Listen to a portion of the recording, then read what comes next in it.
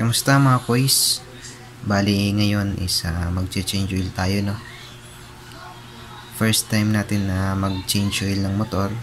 Ganun din, magpapalit din tayo ng filter oil. Binili ko palang langis para sa ating smash na motor is itong Shell Advance na kulay gray, no? Bali ito siya. Ang sukat niya pala is 10W40, 100% synthetic. Yung huli ko palang gamit is Castrol, no? Okay naman siya. Gusto ko lang talagang subukan tong Shell Advance na kulay gray. Medyo pricey nga lang ito, pero minsan lang naman gumastos sa langis. Pagbigyan na natin yung motor natin, no? Para subukan ko rin naman to. Tatry ko din naman to kung okay din ba. Sabi nila kasi okay daw tong Shell Advance na to. Bali ito pala is nabili ko dun sa pinakang gasolinahan ng Shell. 100% legit to, no? May mga palatandaan naman kung legit yung langis natin na nabili, no? Kung sa mga shop kayo, may mga palatandaan naman yan. Una, no, makinis. Ito, makinis yung kanyang lagayan, no? Hindi siya magaspang. Makakapa mo naman yan, mararamdaman mo, no? Tapos yung kanyang taklob. Yan, ito yung taklob niya. Once na binuksan mo yan, may iwan yung nasa baba niyan, no?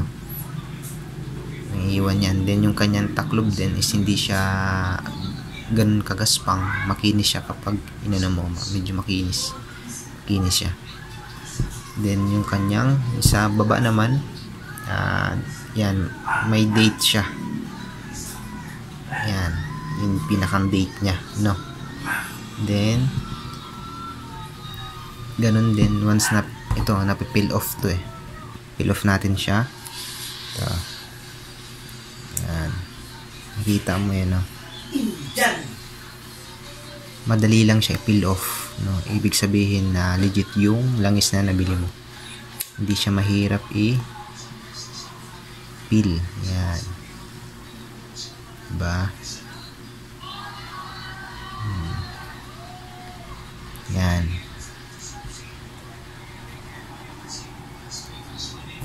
Nakalagay dyan. Then kapag babalik mo, nababalik din siya agad. Ibig sabihin na legit yung langis na nabili mo. Yan, diba?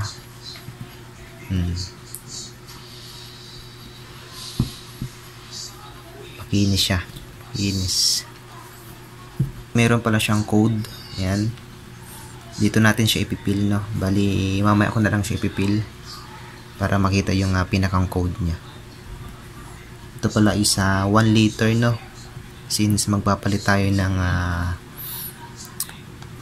oil filter, 1 litro yung ilalagay natin na langis, kasi yun yung nakalagay sa manual ng Smash. Kapag magpapalit ka ng filter oil o oil filter, kailangan na 1 litro yung ilagay mo na langis. Bali ito, nabili ko lang siya sa shop, no? Hindi ko masasabi na ano siya, genuine. Suzuki genuine parts, kasi hindi ko naman sa kasa o sa mga legit na SGP na shop ito binili. Bali yung nagastos ko pala dito is ilalagay ko na lang sa comment section kung magkano yung ginastos ko dito sa Shell Advance na to na kulay gray. Ito medyo mahal to kumpara dun sa asul na Shell Advance, no? Yung AX7, medyo pricey itong gray na to. Hindi na ako nagtipid since solid naman to. Itong 100% synthetic na to na Shell Advance na kulay gray. Konti lang din naman ang diferensya, since gusto ko din na subukan tong Shell Advance na gray na to, kung maganda nga subukan natin. If hindi naging maganda yung result, hindi magpapalit tayo. If maganda yung maging resulta sa takbo ng motor natin, is mag-i-stick tayo dito sa gray na Shell Advance na to, no? Pero palagay ko naman is goods to, no? Medyo pricey siya kaya siguro alam ko sulit to. Shell Advance 40 Ultra 10W40. Bali itong price nitong dalawa is ilalagay ko na lang sa comment section kung magkano yung nagastos natin doon, no? Bali yan, magpapalit tayo ng oil, then magpapalit tayo ng oil filter. Ito pala yung gagamitin natin, no, sa pag-change oil at sa pag-change ng oil filter. Meron tayo ditong basahan, mga wrenches, T-wrench, 14mm yan, sukat nyan. Meron din tayo ditong adjustable wrench para dun sa stick sa makina, imbudo para dun sa langis. Then meron din tayo ditong 8mm na wrenches para dun sa takip ng oil filter. Itong tabo na ito is gagamitin natin ito na sahuran ng langis. Ang una ko palang ginawa is pinaluagan ko muna yung stick dyan sa may makina, yung pagsasalinan ng langis. Bali gumamit ako dito ng basahan at saka yung adjustable wrench. Gumamit ako ng basahan para hindi masyadong mayupi yung puno nung stick na yun, kasi nayupi yan once na in-adjust mo, no, pinaluwagan mo. Okay na yan, bali maluwag na yan. Ginamitan ko na lang ng kamay pagpapaluwag para mas madali. Diyan nyo pala makikita yung sukat nung langis na nilagay nyo dyan sa makina. Yan palang bolt na yan yung tatanggalin natin para mawala yung langis dun sa loob ng makina. Bali ang gagamitin natin dyan is 14mm na wrench para matanggal yon at mawala yung langis dun sa makina at mapalitan natin ng bago. Paluwagan nyo lang, pakaliwa ang luwag nyan, then bago nyo hugutin yung bolt, siguraduhin nyo na nakasahod na yung inyong sahuran. Ganyan pala kaitim yung langis kapag 2,000 km na ang tinakbo. Yan pala yung T-wrench na ginamit ko, 14mm yan. Once na konti na lang yung tumutulo dun sa ilalim, sinabay ko na rin yung pagtanggal nung pinakantakip nung oil filter, no, para mawala na rin yung pinakang langis niya. Yan pala yung tabo na pinansahod ko. Tinanggal ko lang yung mga tornilyo, 3 tornilyo yan. Hindi ko pa masyadong gamay yung pagtatanggal niyan kasi first time ko nga magtanggal niyang cup ng oil filter na yan, no. Kaya medyo mabagal pa. Tinatansya ko pa. Yan, bali so mga oras na yan na hugot ko na yung pinakang takip niya. Medyo marami pa yung langis dyan sa part na yan, kaya yan, inano muna natin, nilagay muna natin sa tabo. Ito pala siya. Tinanggal ko na rin yung pinakang oil filter. Gumamit ako dyan nung dulo nung kutsara kasi wala akong makita na medyo matulis-tulis na bagay para panghugot dun sa oil filter. Sobrang itim na niya. Hindi ko alam kung ilang kilometers na to nagamit, pero sa tansya ko siguro mga 5,000 kilometers.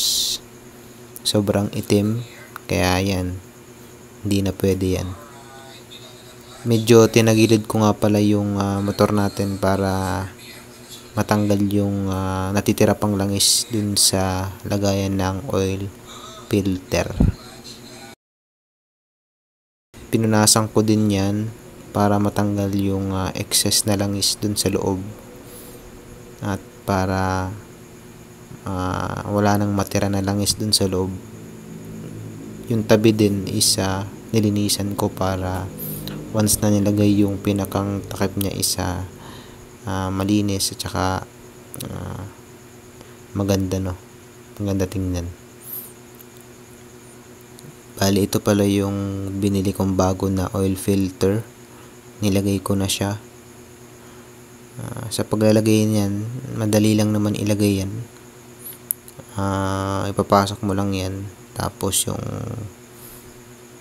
lagay ko na yung pinakang cup niya. Hinigpitan ko. Bali, bago ko ilagay yan is pinunasan ko muna lahat ng 3 tornilyo niya. Tapos yung loob ng pinakang takip niya, no, para malinis tsaka maganda. Yan, hinigpitan ko lang ng mabuti. Dito sa part na to, bali dito na tayo maglalagay ng ating Shell Advance na 10W40 na langis, no. 100% synthetic, kulay gray.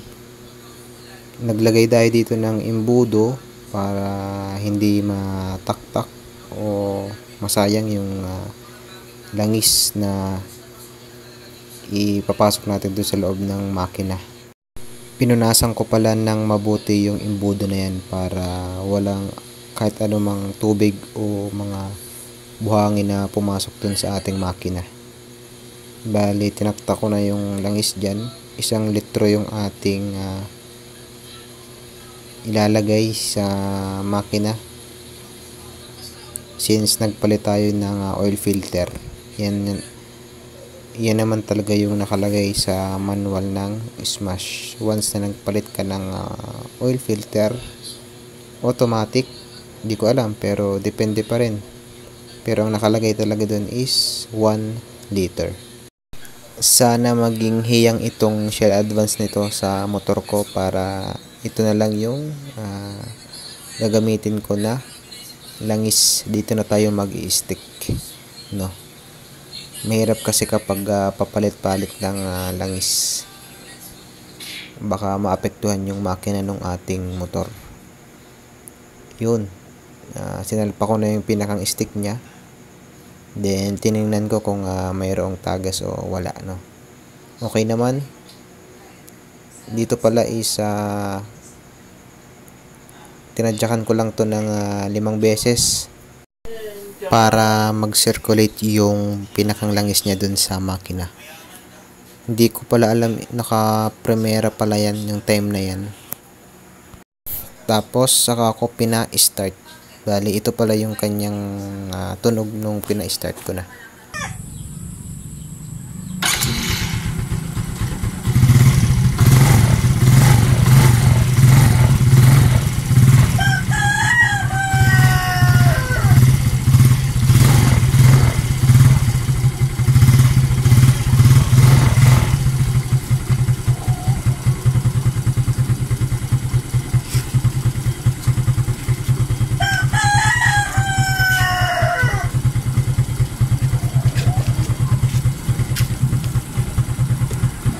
Shell Advance lang malakas. Thank you for watching mga boys. Sunod ulit. Peace out.